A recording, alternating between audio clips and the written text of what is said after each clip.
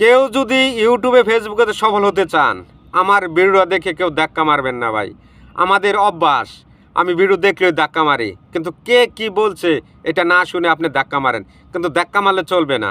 ধাক্কা মারলে আপনি জীবনে সফল হতে পারবেন না, ফেসবুকে হতে পারবেন না, ইউটিউবে সফল হতে পারবেন না। আগে কথা শুনবেন, ভালো লাগলে আপনি লাইক একটা শেয়ার একটা কমেন্ট করে যাবেন, ভালো না লাগলে ধাক্কা মাইরা দিবেন, কোনো সমস্যা নাই। কিন্তু আমি কিছু কথা বলবো, কথাগুলো অবশ্যই আপনি শুনে যাবেন।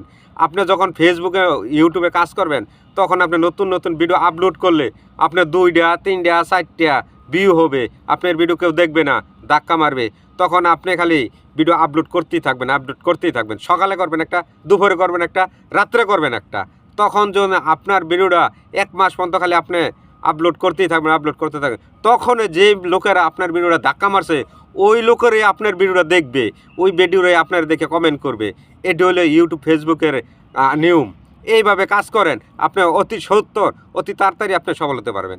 যদি ভিউ দেখে আপনি ভিডিও করেন না, আপনি ভিডিও বানান না, তখন আপনি সফল হতে পারবেন না।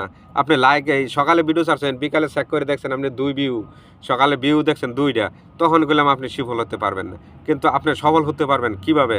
আপনি সকালে ভিডিও ছাড়ছেন, আজকে ছাড়ছেন, আপনি ভিউ হয় নাই, কালকে ছাড়ছেন ভিউ হইতেছে না, আর সন্ধ্যায় ছাড়ছেন ভিউ হইতেছে না, কিন্তু ভিউ হবেই।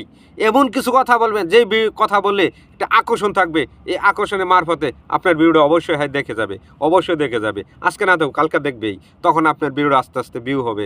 যেমন আমি ভিডিও আপলোড করতেই আসি।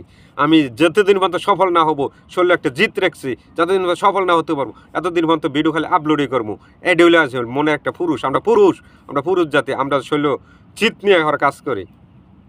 এটি হলো কথা ভাই। যাদের ইউটিউবে যারা কাজ করেন, ফেসবুকে যারা কাজ করেন, যদি সফল হতে চান, তো অবশ্যই এমন এক জায়গায় যাবেন, কেউ নাই, এখানে বসে একটা ভিডিও করবেন। যেমন আমি যে এখানে বসে ভিডিও করতেছি, কেউ নাই।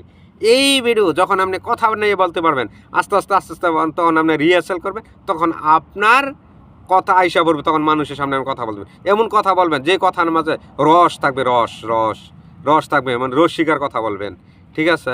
এইভাবে আপনার ভিডিওটা আমার দেখে গেলে, আপনার ভিডিওটা আমার অবশ্যই কিছু কথা বলছি, অবশ্যই কথাগুলো যদি আপনার ভালো লাগে, তথা ভিডিওটা আপনারা লাইক একটা শেয়ার একটা কমেন্ট করে যাবেন, আবার নতুন করে কমেন্ট করে যাবেন, আজিম ভাই আমি একটা ভিডিও আপলোড করেছি, এমন হয় নাই, ভিউ হয় নাই, কীভাবে ভিডিও করলে ভিউ হবে? কিন্তু আমি বলতেছি, যত সুন্দর সুন্দর রসিকার কথা বলবেন, নতুন আপলোড দিবেন, তখন ভিউ আস্তে আস্তে ভিউ হবি।